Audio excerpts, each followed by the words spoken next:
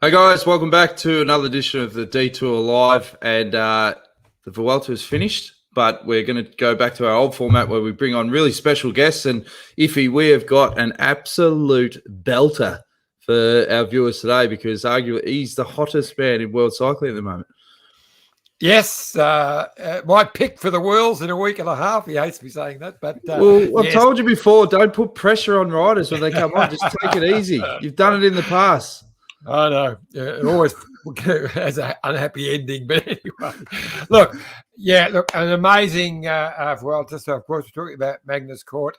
There he is in his pink jersey. We'd rather him be back in a green edge jersey, but hey, that's another story. But sensational Vuelta. 3 stages, could have easily been 5, and just enormous form. Enormous form. Well, let's bring him straight in. Magnus Cort, welcome to the Detour. Thanks for joining us, mate. Yeah, thank you. And that was a nice introduction. Yeah. Well, you don't feel too much pressure, I hope, when it comes to the Worlds, because as we said, if he's got a track record of just slamming it on riders and they're just like, mate, don't do that. Yeah, I've heard it from also other people out there. But I think the Worlds is a different thing. It's a one-day race, and for sure I'll do my very best to be good there and go for a result and maybe even the win. But I think my specialty is really like stages in stage races. So like a Grand Tour suits me perfectly. Mate, amazing month. I mean, going into the Vuelta, I mean, what was your goals? And, you obviously knew that you had really good legs. Yeah, actually, I didn't knew I was coming in that good. I did the tour before, and it was first time in my career to do 2 Grand Tours back to back. So I backed the training off, taking it a little bit easy, but at the same time kept riding a bit in between, and actually been focusing on being good at the Worlds. So I wanted to be able to build a little bit in through the Vuelta, and already in the first week I was going very well, and somehow the form even went even higher, I think. Iffy? Yeah, well, in stage 4, I think it was, where you finished 3rd, but you were really close too, and you were the quickest sprinters there. And then what you did just 2 days later on stage 6, it still staggers me. It was just such an amazing ride. In the break, hard work. You hardly had any lead, and to hold Roglic off on that really steep climb, that was amazing. It must have really excited you, mate.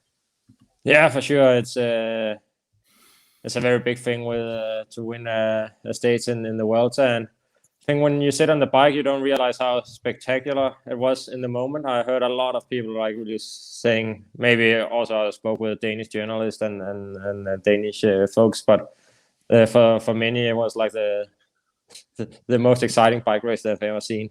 They do get excited, the Danes. We're obviously Aussies, and it bloody excited us, mate. So I think. I actually made a statement. It was one of the greatest stages I've ever seen, and you've never let me forget it. But it was exciting for me as well, being team mascot for Green Edge. Of course, I sort of barracking for Matthews a bit, and he rode one of his best races too. He realised he had to move.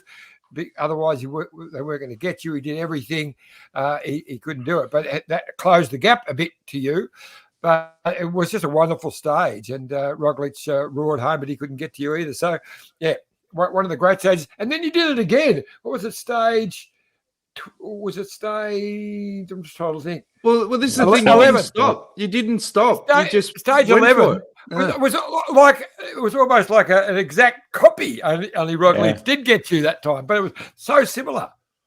Yeah, it was. It was very similar. A little bit hillier stage in general, but same thing, uphill final in the end, and this time I think they were just 5 seconds too close to me there in the final, and they got me, unfortunately. Mate, how important it was a classic stage when old Jenske, he patted himself on the arse and basically said, righto Maggie, get on the wheel, let's go, mate. How important has Jens been, and particularly the chemistry? are very important. Like we know each other very well, and coming into that final on stage 12, we knew exactly what to do and how to ride it. And I think that helps a lot. Gives me confidence that he believes in me and he wants to support me with everything. And he also said he was ready. He would go for a long lead out. So it was just about hanging on. Well, there's one thing we like doing on this show, Iffy, and that is, of course, firing up the Detour DeLorean. Roads? Where we're going, we don't need roads. You're probably thinking, Magnus, what the hell's going on? We like going back in time and showing old clips. And last week we showed your first ever Grand Tour stage win, which I think stage 18 in the 2016 Vuelta. But I want to show some highlights of that final day in 2016 when obviously we were taking the piss a fair bit, trying to get you a girlfriend, and there's a lot of pressure. I think we put it out there on social media. Hey, if you want to go on a date with Magnus, fire in your tweets, and we got donuts, and you were shattered on the bus. And here's the highlights from that final day in 2016 Vuelta. Hello, everybody. Welcome to the last stage of the Vuelta 2016. It's been a really great Vuelta so far. We got one more stage left, and I'm sitting here with a Grand Tour stage winner. Was also my roomie these last 3 weeks, and it's his first Grand Tour. So how was it for you, Maggie? Oh, it's a hard race. I think a Grand Tour, it's something different, and I can feel the body is really tired now. I'm looking forward to getting this race done, but also really looking forward to get this last stage 21 done. I have to say I'm pretty impressed what this guy did to win his stage in his first Grand Tour. Although there's a little disappointment. I think everybody knows we've been looking for a girlfriend for him for this last night's dinner. But somebody girlfriend now. but somebody told me that apparently they're all waiting for a guy to win 2 stages, and they'll all be at the finish line today. So Magnus, I think you're up today. Pressure, mate. If it's 2 stages it takes, I'll try to take one today and see if I can get a date out of that. I think it's what the lady told you before. No. Guapo. Guapo. What does that mean? Guapo. Means handsome. Very handsome. Nice.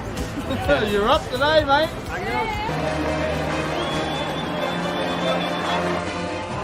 Come on!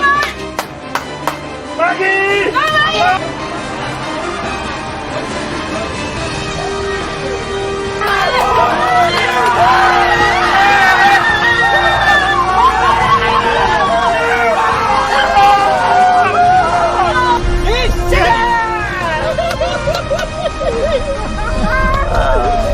Good on you, mate. Yeah. Great stuff, guys. We just won on the Castellana. Picked up a girl here? Start from the neutral zone. Good evening. Beautiful. You come up, Jens. Did what you had to do. Could have went 50 meters further and a bit faster. What, you did enough? Huh? I was thinking what you had to do. I was thinking about the girlfriend. Let's get him a girlfriend. Let's get him a girlfriend. Let's get him a girlfriend. Bloody fantastic. I don't know. So crazy. Thanks to the whole team, man. It's nice to Liverpool to get support on a day where we have a guy on the podium as well. That the people look after me here. It's crazy. Bloody great memories. That's sensational. There was through that period, man. It was so much fun, particularly on the bus. But from when we got to dial in and talk to Jens, it really does feel like there's similar culture within EF at the moment. Like it just feels like it's fun. Yeah, for sure it is.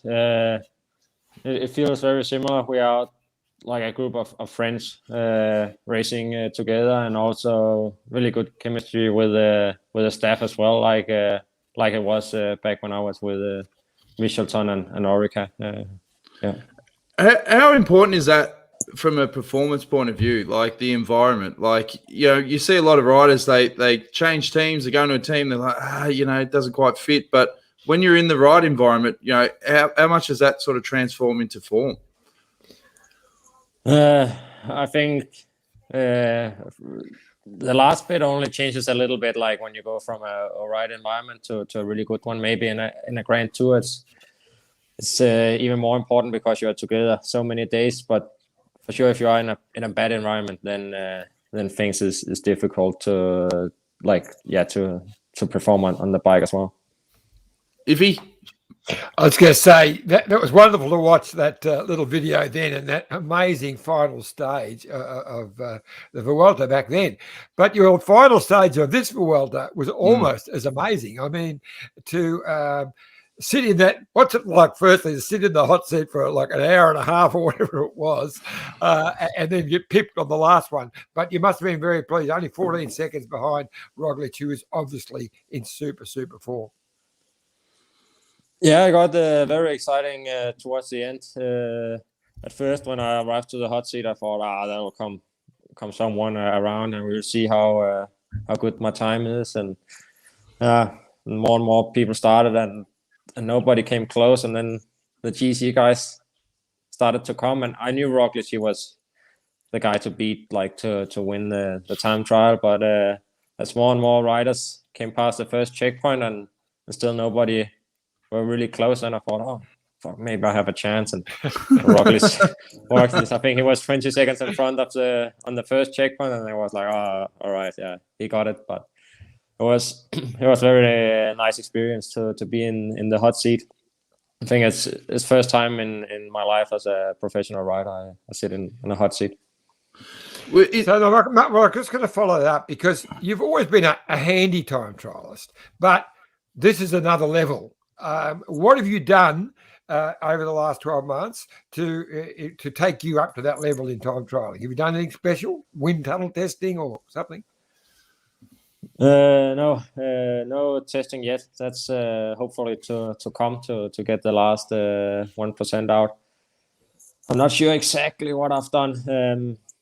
With the EF, I've also got a lot more room and space on the team, also to like go full in the time trials. Quite often I never tried because I had to save the legs for later stages. I think we have some really fast equipment, and somehow I think I also am able to like find into a different state of mind, maybe where I feel the pain less somehow. I think I'm still aware it's there, and you still have to pace yourself correctly, but I don't feel like I'm sitting fighting, eating the pain as much as I maybe did in the past, and even though I go faster now. And the other question is, are you going to ride the time trial in the Worlds? No, that's not the plan. No. Oh, mate, you almost won the bloody final stage. Just put your hand up for the bloody Denmark. Anyway. I think we have some really good time trialists, and it's also a different thing to do it last day in a Grand Tour, which always suits me good when everybody is tired, compared to coming in and do a fresh one in a one-day race. We've got some live questions and comments coming in. Obviously, Wendy Superfan, hi guys. Will Wizard was supposed to be yesterday with Aussie Haig. We're aware of that. We're trying to lock down an interview with Jack Haig, but geez, we've got Magnus. Like, you know, come on, mate. Fitzy Golf Pro, hi fellas. Obviously Wendy as well. Congrats, Magnus. Great to see you on the detour. I think this one from Fitzy Golf Pro, what I, as the sap you were craving for after the Vuelta, makes no sense. I think he's trying to say, once you finish a Grand Tour, is there anything that you can't have during a Grand Tour that you go, all right, man, I'm just going to lay into this, even if it's for a couple of days? It depends a little bit. I think this year I've had my eyes on the Worlds, and especially also when it has been going so well in the Vuelta, it's easy to stay focused. I've tried somewhat to stay focused, but I've had a a few burgers. I love burgers. Just on that, you know me, I'm passionate about burgers as well. Are you like a bacon with extra meat, or what's your go-to? You just a standard burger guy? I like the bacon, but not the double patty. Beef. No, thanks. I would rather have 2 burgers, and I take 2 burgers instead. Very good. Have you got a go-to burger shop in Girona? Because you know they're a bit like Australia. There's a plethora of options out there. No, not really. I haven't found any of them like extremely good, high level, but there's a few. There's a new one opened. I just tried called Fuck You. So it's a special name, but yeah, it's they were pretty good. And then I'm lucky I have my bike, so it's not uncommon that I sit an hour or 2 away from Girona in my cycling kit and eating burgers. Well, one of the things we often talked about is your obsession with denim. Every time we saw you, you'd either wear denim shorts or denim pants. Is that still continue? Because even that shirt you're wearing looks like a hint of acid wash. Yeah, I have my denim shorts on right now, so it's still going for sure. Where did that obsession start? Was it a childhood thing? Is your dad like a massive denim wearer? Yeah, I think my dad, he doesn't wear anything else than denim pants as well. So that's probably where I got it from. And don't change, mate. Just keep rolling with it. We've got a couple other comments. Rebecca says, that was amazing, Vuelta, Magnus. Well done. Stuart also says, one of the stories out of the Vuelta was it was the last ride for Fabian Aru. Does Magnus have any moments with Aru to share? Not really. Obviously, I've ridden a lot of races with him, but we've never really been close or like chatting much up. So I don't know him that well, unfortunately. We could have shared a story from Aru from the Tour de France last year, but it's not a good one. Yeah. But anyway, what we're going to do, Magnus, we're going to have a quick drinks break, and then we want to go back to the beginnings. We want to go like what was like growing up in the small village on that island. Was it Bronholm? And then and get a real insight into your development and how you ended up here. So hang with us. Quick word from our partners and sponsors, and we'll be back with we'll go back to the beginnings with Magnus. Look at this bike. You think it's just a bike, right? But it's not. It's a bike 374 people are looking at. This guy, this girl, them, all looking at it. People from here, there, and wherever this is. People that are looking for a bike. Or just a piece of it. Amateurs, semi-amateurs, and pro-amateurs. This guy wants this bike, but with this crank and these bars. This could be the perfect match, but not this one. This girl has a bike to sell, and thousands of people might purchase it. Eyes on Bikes help grow small businesses. His, hers, yours, and the latest data and insights help those businesses keep moving. We are the world's #1 bike marketplace, with over 500,000 products and 900 brands, where buyers and sellers are brought together in a place where a bike is never just a bike. Bike Exchange, where the world buys, sells, learns, and rides. Life is like a two-way street. It's about consideration and mutual respect. Roads are much the same. However you get around, walk, ride or drive, if we share our roads, we can all be safer. The Amy Gillett Foundation is Australia's peak cycling safety charity. Our mission is for safe cycling in Australia. Our vision is for 0 cyclist deaths. Over the last year, we've seen an enormous increase in people taking up cycling, whether it be for recreation, with the family, commuting, or even to start your own cycling career. We need to do more to make it safer for every cyclist.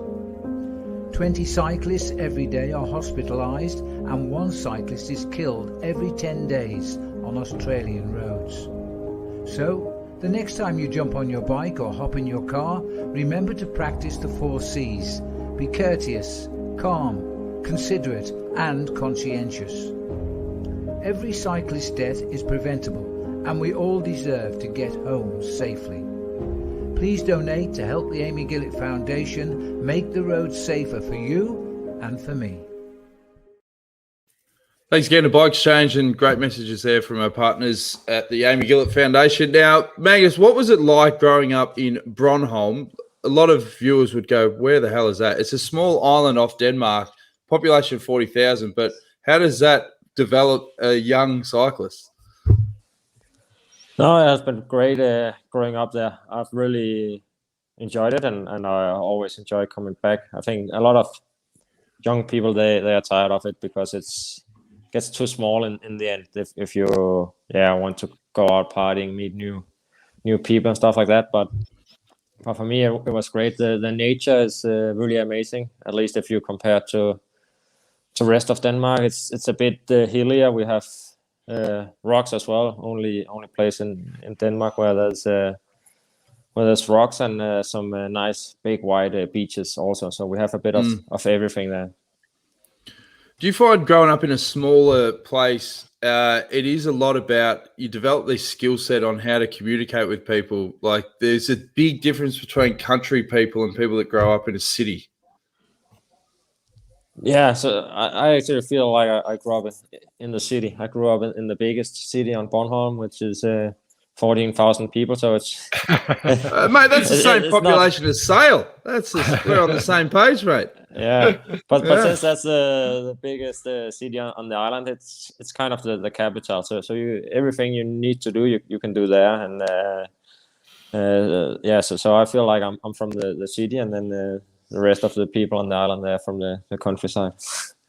I was just going to ask, Maggie. So the island, was it connected to the rest of Denmark by ferry, or was there what was that? How did you get across to Copenhagen? Say. By ferry. You take a boat to Ystad in Sweden. It's 1.5 hours, and from there you have another 1 hour 30 drive, and then you get to Copenhagen. So you have like 3 hours to reach Copenhagen, which is the closest point of Denmark. And how did you get into cycling? Because was your father a cyclist, or where did that spark ignite? No, he wasn't, but I think he had a childhood dream to have a road bike, and he never had one. But when I turned 12, we both got a road bike at the same time, and started riding together. So the first year or two, I think I was just sitting behind in the slipstream, and then slowly I could go next to him and eventually overtake him. But obviously I didn't do many races. There's some small races on the island, but there would be racing all more age groups together, not young guys. You can't put a peloton together of 12-year-olds. Yeah. And when did you start realizing, shit, I'm pretty good at this? Like I could actually have a chance at making this a profession. Oh, I don't know when I thought I could make it a profession. I think when you're young, you always dream of turning professional, whatever sport you're doing. And I always did a lot of sports growing up, especially running. I did a lot, and it fit in pretty well. I started having a little bit of knee trouble when at the same time as I got my road bike, just because I was growing a bit fast, so nothing major, but I could go on the bike, and then I just slowly transitioned over to the bike, but did a lot of also running and some duathlons and even a few triathlons as well. But I already have had a high level from the first races I did. I think the very first race on Danish soil against my own age group was the Danish mountain bike championships for people under 15, where I was I don't remember, second or third. So that was a really good start in your first race. Oh yeah. But I did a bit of Googling, and as we do. There we go. And I saw that you were a Danish junior road champion. So how did that come about? Yeah, so for a number of years, I did both mountain bike and road simultaneously. And the first year junior, I actually focused on the mountain biking, but I got a little bit tired of it and lost motivation a little bit on the mountain bike, and then I changed over to focus on the road for my second year junior, and that turned out really well. Not only being national champ, but also I won a few Nations Cups, so that was really big. So tell us about how you first came about to join Green Edge, because my recollection of the story was Whitey was like, mate, we've just signed one of the hottest young riders in the world at the moment. He's from Denmark. I didn't know much about you. And then when you first come to Girona, I remember I was like, I don't know why, but I sort of fell into the role of any new signings, get to know them and break the ice. And you started coming around in the early days of getting haircuts at my little apartment. You give me like a liter of beer. They must have been some of the best haircuts you ever had back in the day, Maggie. But how did it all come about? And can you remember the first phone call that you got to say, hey, you're joining the World Tour? I don't remember the first phone call, but before I turned professional, I was doing very, very well. So I had quite a few offers actually. Then I was down together with my dad down meeting Whitey at his home in Oliver, where we had a chat and stayed the night and signed the contract the next morning. And when we flew down there, I didn't we came just to hear and about the team, and actually thought I wouldn't sign anything. Take it a little bit easy, hear what else is around, and I had spoken with other teams, but then we were there. It sounded really, really good. We slept one night, and we are ready to sign it. So how important is your old man as an influence with not just, he's your dad, but like when it comes to business decisions and working out the best fit for you as a team, how important is his influence? Quite important. I still get his advice. But for my first contract, I didn't have a manager. I got plenty of help from both my dad and the team manager on the continental team I was at, and the national coach as well. I think before I turned pro, there'd been a period where the young Danish professionals had struggled a little bit, breaking through on the World Tour level, and so now they were taking really good care and making sure that riders signed with the right teams and things were going well. So without a manager, I think I had the best setup possible with people that knew me very well and wanted me the best. And I was also super happy. I think I did the right choice going to Green Edge back then. Well, we've got a new guest that can come in and chime in on some questions as well, and that is the voice of cycling. I know in Denmark, he's probably not known as the voice because they would have got guys like Brian Nygaard for their Tour de France coverage, but he's a big deal, Magnus, and that is, of course, Phil Leggett. Phil Leggett joins us live. Phil, we've got obviously the hottest man in world cycling at the moment, mate. What would you like to open the batting with Magnus Cort? Well, I'd like to say well done, Magnus. What a hell of a great season you're having, mate, and thanks for all your entertainment in the Vuelta. You gave John Tavaro lots of happy hours, I must confess. Magnus, you must have been surprised, though, with the results you got. Yeah, for sure. It was a very positive surprise. I came in hoping for a win. I really almost thought that I could win a stage in the Tour, or at least I hope for it. So I didn't get that, but then I was very motivated to get a revenge in the Vuelta and take a stage win. But I never dreamt of taking 3. Obviously, you can't dream of 2. I did that before. We've seen the videos early on, but 3, I hadn't even dreamt about it. So that was just amazing. Yeah, but go on. Yeah, Phil. No, and the 2 second places. I think it was 2 second places as well, wasn't it, Magnus? Yeah. Does this mean, Magnus, that you're never going to shave your moustache off now? Yeah, maybe. We see. I don't think I've made any rules about it, but I enjoy having it, and I think I've almost had it for almost 2 years, or maybe 1.5. Oh, okay. Yeah. Who inspired you? Was it Mitch Docker? Michael Hepburn? There's obviously a culture of these big soup strainers going on in Girona at the moment. Yeah, for sure. Mitch Docker has inspired me as well, and I think he has also encouraged me to get it. I think I had it and took it off, and now it has been back for a while. So, but Mitch says I was also a little bit afraid, no, if you're like breaking in his style and like stealing. Oh yeah, but he was like, no, take it, go. It's great. So it's because you haven't backed it up with the mullet. You haven't gone full Mitch. You know, you've just taken half of his credit. So. Yeah, but one other thing I really like, Magnus, is what you've been doing on social media. You've done this campaign of reviewing hotels when you stay at races. What was the inspiration for that? I think I came up with the idea myself.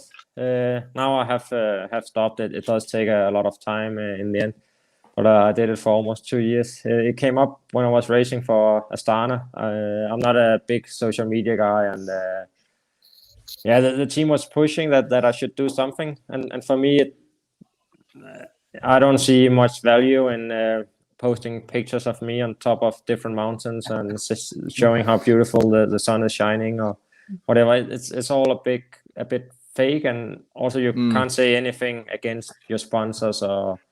Like, so whenever people are saying, oh, this is the best bike of my life, you have to say that now.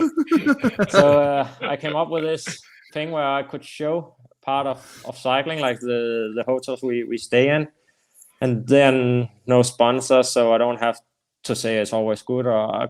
So I could show it exactly how it is, and there was not more hotels than I could show also every single one of them. So I'm not picking the worst or picking the best.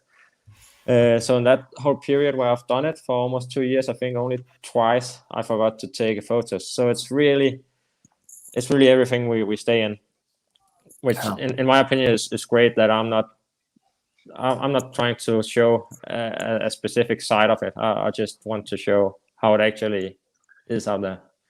But the other funny videos that you're doing is when you would put on a press hat and you'll make out you're the journo and ask yourself questions, take the press hat off and then answer it. What was all that about? Because it was bloody hilarious. Yeah, so that was last year in the Vuelta, and after when things just started to open up a bit again after the corona pandemic.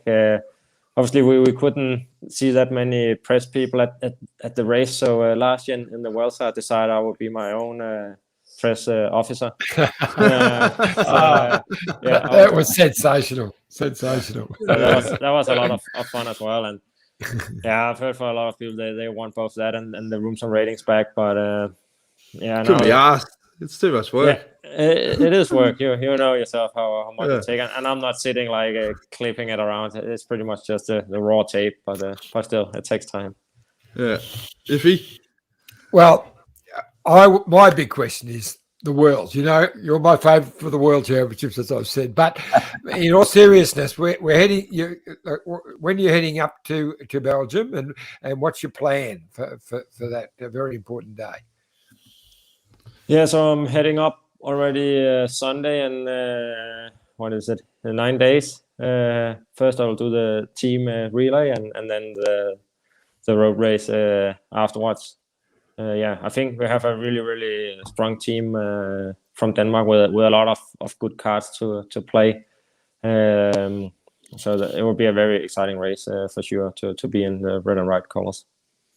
Now, Magnus, I'm up in the north of England where I don't actually live at the moment. So just outside my window in exactly 2.5 hours' time, absolute coincidence, although my wife doesn't believe me, but the Tour of Britain goes past the door here.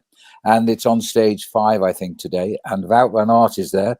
Now, 20 kilometres up the road is the highest point in England. And they're climbing straight up to the top. And then they race to the east side of England and finish in Gateshead. And Wout van Aert is riding extremely well. He does seem to be the rider to potentially beat, I think, at the World Championships. He's won a big stage here the day before yesterday now.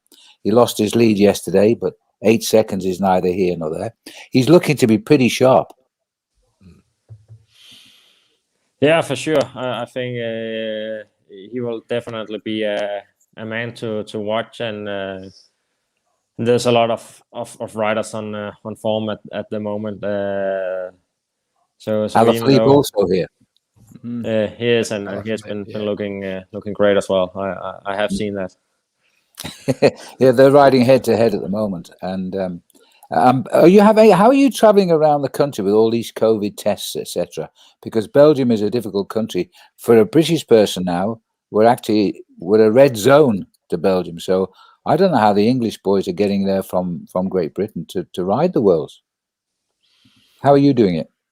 Yeah, I think when we come in for races, it's like working. So usually it goes without any trouble. Obviously, we need the right tests, and I myself is also vaccinated now, so I think that should help us as well.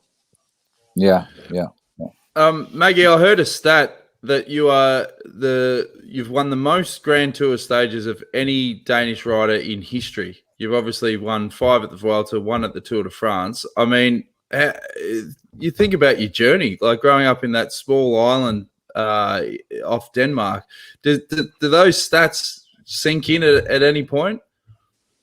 Yeah, it's 6 at the Vuelta now. I was going to say that. Well, I say 5. I robbed you one. Sorry, there's just so many.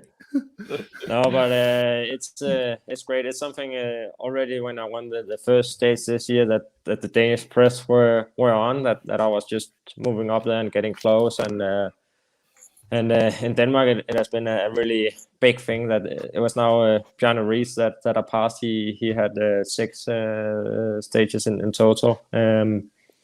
But obviously, I'm not a bigger name than Bjarne Riis or Rolf Sørensen or even like current riders like Mads Petersen that's been world champion. But it's a lot of fun that I on certain statistics come out on top, and I really enjoy that. Have you noticed a big uptake though? Like you said, you're not as big as like Bjarne Riis, but surely your name, you should be able to get a free pair of denim jeans when you go back to Denmark for sure.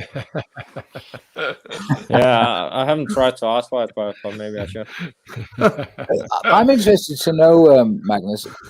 There's a lot of good individual Danes coming onto the international. It has been now for 5, 6, 7 years. I mean, I'm a good friend of Rolf Sørensen's, and in the older days, of course, I commentated on Bjarne Riis's victory in the '96 Tour de France. But why are the Danes all coming through so nicely now? Because you're a small nation, but individually you're producing some outstanding cyclists. Is there some secret we should know about? Yeah, I don't know. It's a hard question to answer, and it is correctly that we are doing better than ever before. We have more riders on the World Tour than ever before, and also winning more races. I think they had a rough time just before I turned professional, with still big towns coming through, and not really succeeding, and I think the national team tried to look into could they change something when they left the riders, because quite often I think you turn pro and it was just like you go and now you will hand yourself on the team. And I think now the national team keeps an eye a little bit longer on the riders, making sure that they come in securely and find that spot on the World Tour. And another thing that's changed is a lot of riders start to live in Denmark. A few of the older pros have moved back, and some of the young guys they stay, and for sure that can help. It can be a big change if you go from continental level to World Tour, and at the same time you leave home, and you're not only leaving home but go to a foreign country where you don't speak the language. So for some people, for sure, it's the right decision to stay in Denmark. If you know things are working out well for you there, then you shouldn't change a winning team. And what about the size of the World Championship team? How many of you qualified for the Worlds? Do you know, Magnus, for the road race? Yeah, we are a full team, so we are eight riders. Wow! Yeah, and now you guys are going to go in all for one and one for all. I mean, but you're all on rival teams normally. How do you cope with that situation when you all meet up? I guess when you get to Antwerp or Belgium, whatever it is. Yeah. No, so far I think we have never had issues with the national team. It has always worked very well, and with people willing to sacrifice themselves for each other. And a big part of this young generation, we know each other from under 23s and maybe even juniors, and then we've had a few older guys integrated. But there's always a link between, so everybody kind of know each other. But obviously, a guy like me now, the youngest riders now turning pro, I don't really know from the past, but I think, yeah, maybe it's easier being such a small country that you know each other pretty well, and the atmosphere is just great. They're always showing up with the national team, whether being Worlds or maybe European sometimes. I remember racing a Tour of Denmark a bit before you were born, Magnus. I think it was 1973. Yeah, just a little bit. Amateur tour, 6-day tour in Copenhagen. But I remember being impressed with how strong Danish cycling was at that time. And there were like two groups. There was a really strong group from Copenhagen, and then there was another group from over in the mainland, and they didn't like each other. It was really serious rivalry. Did that continue, or is that something of the past? No, I wouldn't. I don't think it has continued. I think even though we are a small country, we still sometimes like to bully each other like brothers, maybe. Yeah, if you're against something bigger, then you're the best friends. But if we're just Danes together, of course, we take the piss at each other, and yeah, they will all call me this stupid guy from Bornholm, but that's all right. And but it's a good point. It's a good point you raised, because like Green Edge back in the day, we had Nicky Strobel, the Danish chef. We had Brian Nygaard, who was the media manager. We had yourself. There seemed like there was a lot of similarities between like the Danish personality and the Aussies. Did you find that? Yeah, for sure. I think it was quite easy to slide in there and understand the humor of the team and being part of it. And that was also one of the advices I got when I chose Greenwich originally, that the Australians, they're great people. So yeah. Now, careful. You don't have to say that because you're on Australian podcast. It's fine. I got a couple of comments. Tom Maloney says, Magnus, were you like Iffy and almost fall off your bike when you saw ladies sunbaking across the hedges next to the bike path while training in Copenhagen? Well, there you go. Pardon, can I have that again?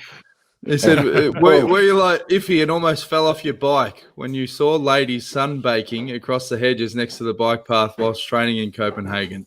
Yeah.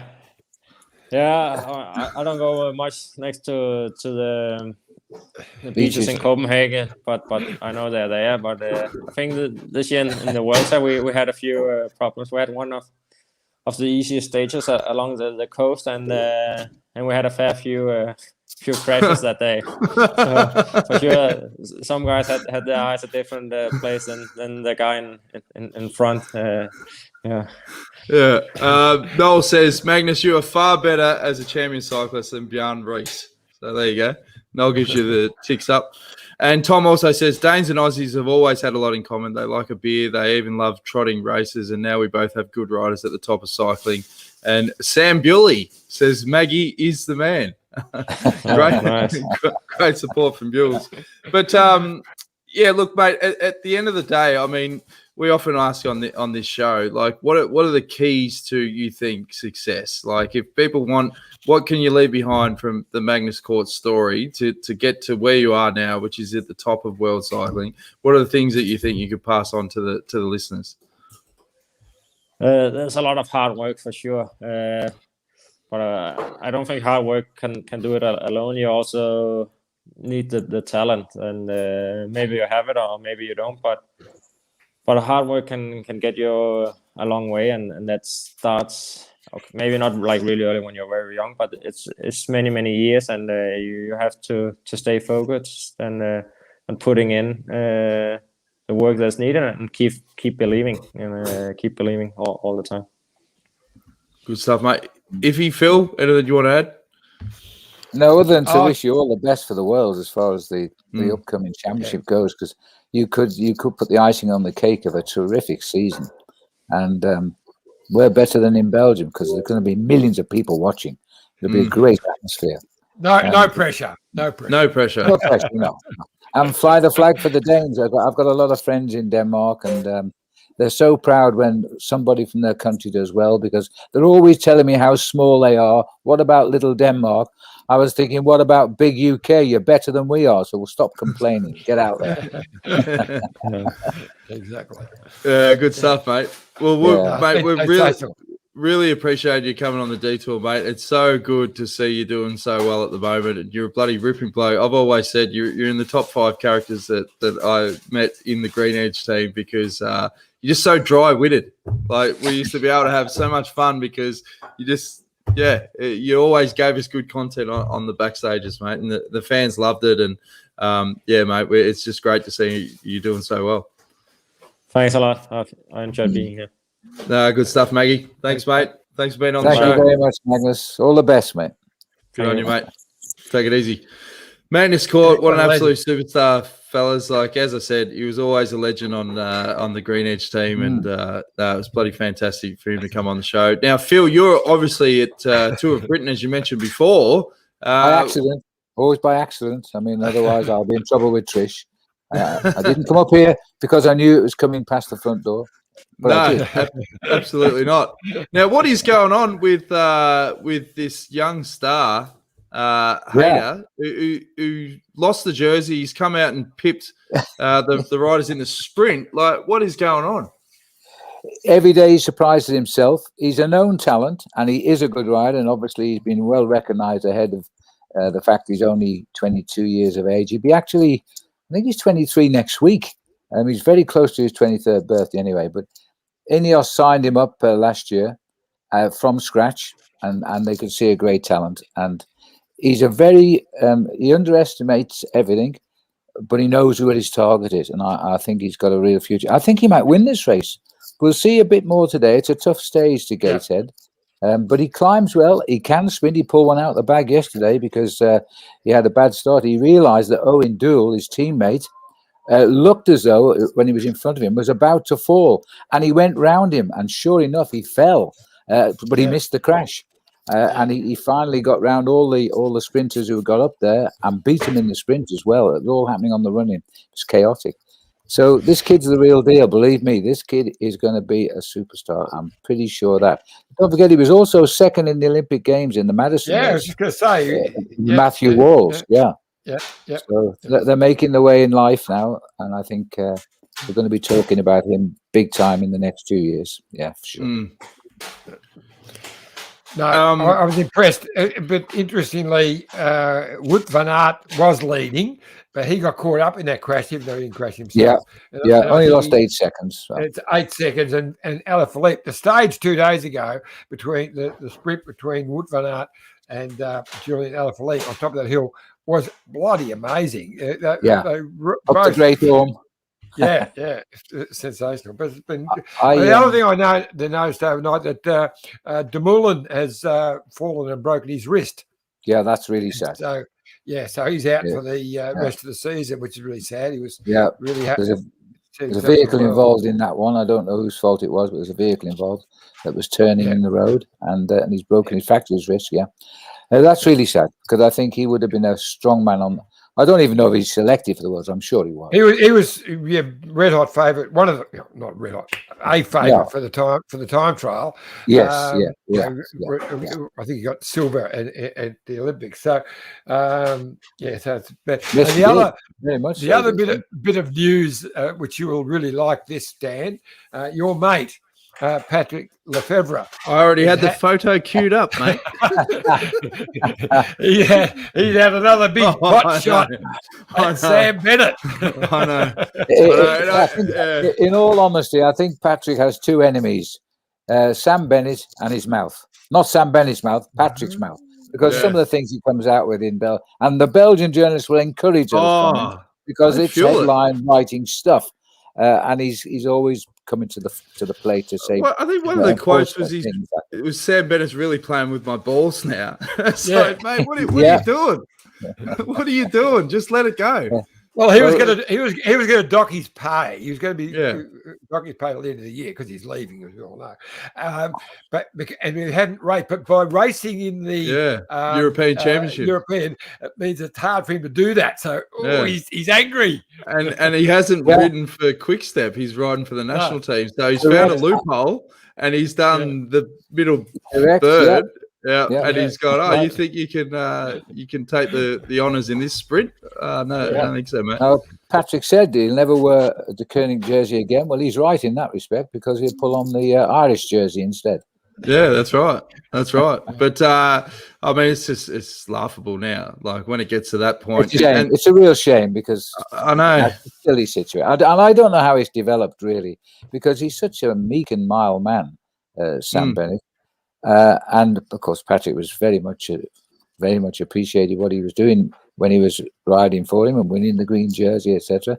Something turned the whole thing sour, and Patrick does bear grudges, as we know. So.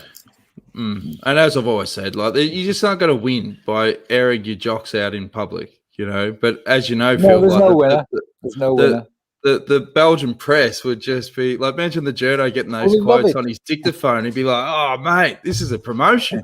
The one thing about all of this, though, the person who really has to is Sam Bennett himself. He has not uttered one word in retaliation. We should get him on the detour. No social media. Well, yes, I'll get him. Idea. I'll get him. Yeah, I'll send him a message. All right, we'll give him a return to serve. We'll really wind him up. No, I think we don't want to get involved, Phil. We're better than that. We are. We're not. No, we're not. We don't want to upset Patrick either because he's got such a great team there. We might need his team. We might need his team. Maybe not Patrick. Yeah. Well, I know Patrick quite well. We chat all occasionally. I see he hasn't signed. Cav says he wants to ride with them next year, but it's not up to me. Cav says. Yes. So obviously he hasn't offered him a contract yet. Well, I suppose Cav expects more money after his great Tour de France, but Patrick's not really interested because he probably thinks next year he'll be on his way down. Well, Sam's broken news. She says, I see Viviani is off to Ineos. That's a surprising signing. Yeah, it's going home. Yeah, right. Yeah, that doesn't make any sense to me. But anyway, whatever. I can't see what his role will be. But anyway, he's going to get a chance at doing some of the classics, I think. Now, Iffy, you're the team mascot. Will Wizard says, congratulations, Magnus. You made a fantastic TV viewing. Just another to leave Bike Exchange and win. Next is Robert Stannard. So that was obviously announced today that he's going to be leaving. There are a number of riders that are leaving the Bike Exchange team, John. Do you think this period now for them is almost a clean slate? You know, reset, start a different direction, because there have been a lot of riders to leave. I mean, where do you think things are at the moment? Well, I know young Rob's going to Alpecin Phoenix, so they've offered him a pretty good deal. I know that Bike Exchange are talking to some very good young riders at the moment, so they haven't announced anything at this stage. But I'm sure, watch this space. So you need to just get your double shot and get back to races, Johnny, and just get them all fired up, the mascot. Yeah. You had a massive influence back in those days. They need me over there. They do. They need me over there. Anyway. Yeah. Fair enough. And Johnny, breaking news. We obviously were promoting the Amy Gillett Gran Fondo for a long time there, but unfortunately they've had to postpone it now till next year. No. But if anyone did buy the kit, I mean, that's not a big drama. We want you to send photos of the kit. We want you to get involved. It's still good kit. And we're still going to get a chance, Johnny, to wear that kit in some form or another when restrictions ease. You're frozen. Well, I think the detour degenerates. We'll put an offer out there. Anyone who wants to come and join us, we'll pick a really nice day, and I'll still get your e-bike going for you. Yes, please, Dan. And we'll get a really good ride on. But yeah, it's a shame because of the whole COVID situation. They had to make a decision yesterday. Amy Gillett Foundation to cancel the event for 2021. But next year it'll be back bigger and better than ever. So I've got a new date. I think it's going to be 11th of September, is it? Or 19th, was it? Anyway, but September next year, yeah.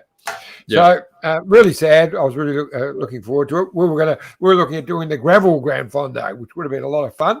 Oh, I would have binned it. Yeah, you probably would have. I would have binned it for sure. But people still can get involved with Phil's peloton. That's correct, isn't it, Phil? Yeah. Well, yeah, that's absolutely.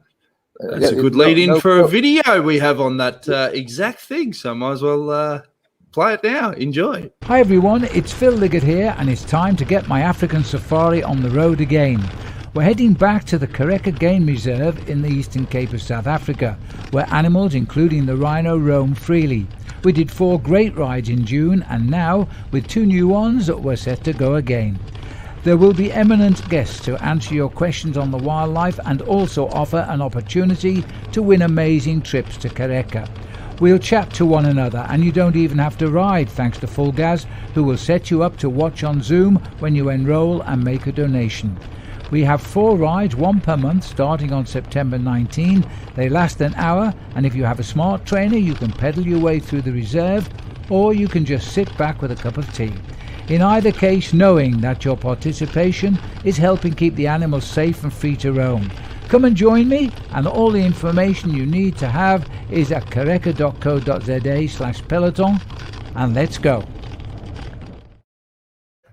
Get involved, folks. Get involved. Getting close now. I must start riding my bike again. That's right.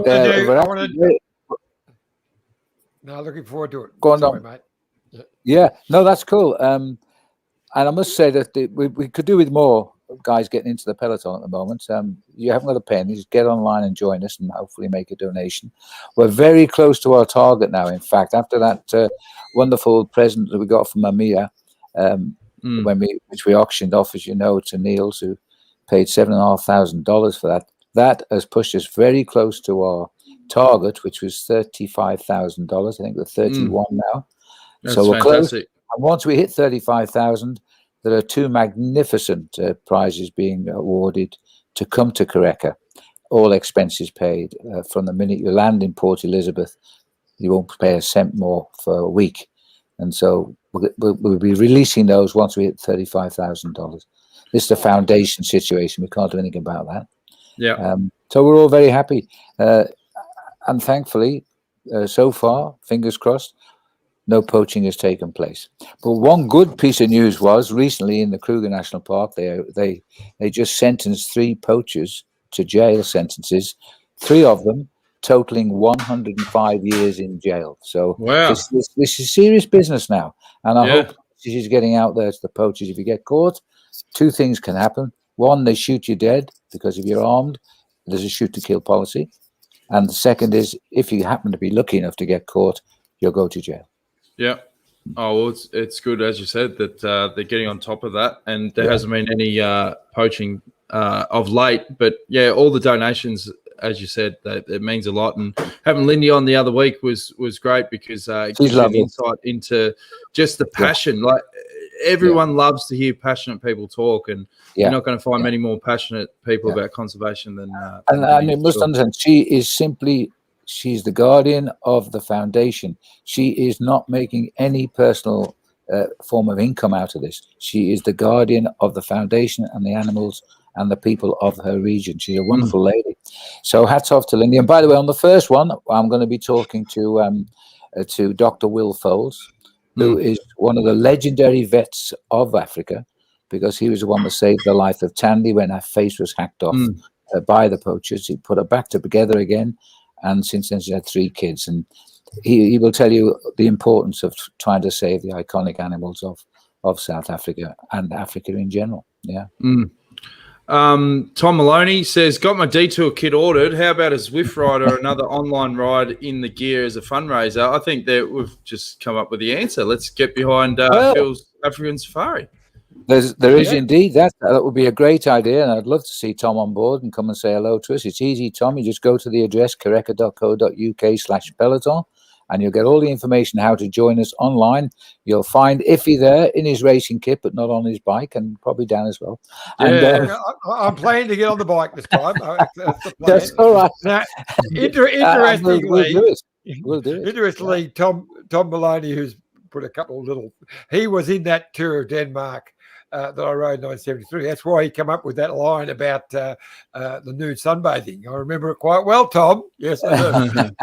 Hey, we've got a lot of passionate regular contributors to the show, and we encourage people to ask questions online. And John, we want to send a cheerio to Free Ranger, who's had a few health battles. Exactly. He sent me a lovely note the other day saying he's missed the last couple of weeks of the Vuelta because he's had a few problems with the ticker, so he's going to have some serious surgery. He's about to go in and have that. So, Darren, from all us mob at the Detour, we'd just like to wish you all the best, mate. Yeah, absolutely. Absolutely. And I'll tell you, operations on hearts are usually very, very successful. So take off from that. That's right. It's been a massive show. We want to send a massive thank you to Magnus Cort, of course, for giving us some fantastic insights. And as you said, if he is a big favourite for the Worlds. Anything you want to add before we wrap things up, fellas? No, here's to the next time. I'm going to nip out and watch the Tour of Britain go past now. Good stuff, mate. We will be talking to Jack Haig in the next few days. We're just waiting on, he's having a little bit of a wind down, a little bit of an ease up. So we're just waiting. This is the thing people need to understand is when you do a grand tour and you go deep, the last thing you want to be doing is getting peppered by a podcast. You got to just back away to get an interview. You don't want to press too hard. So we will get it over time, but he said yes. He said yes. That's why you need to subscribe to the YouTube channel, youtube.com/The Detour Podcast, and tick on notifications so that when we do go live, you'll get a notification. So you'll know whenever we do chat to someone and you can get involved. Okay. So that's the reason why. And we appreciate people that have been doing it so far. It does make a difference. So thanks for being on the show, Phil. Bloody legend, mate. Enjoy your tour of Britain today. Lovely. No, thanks, looking forward to it. I'm waving from the roadside. That's a new departure for me. Yeah. I'm just a spectator. Can't wait. You cowbell? I should have, shouldn't I? Yeah. It was funny yesterday driving up here on the freeway. A couple of the Tour of Britain cars went past. They were making their way forward to the hotel last night, which was over in Carlisle, not too far away from here. And my heart, just a little twinge there, wishing I was with them. But on the other hand, no, I'm happy today. Yeah. Good stuff, mate. Okay. Well, thanks again for tuning in, guys. We'll see you again soon for another episode of the Detour Live. Thanks for the support. Take it easy, Phil. See you guys.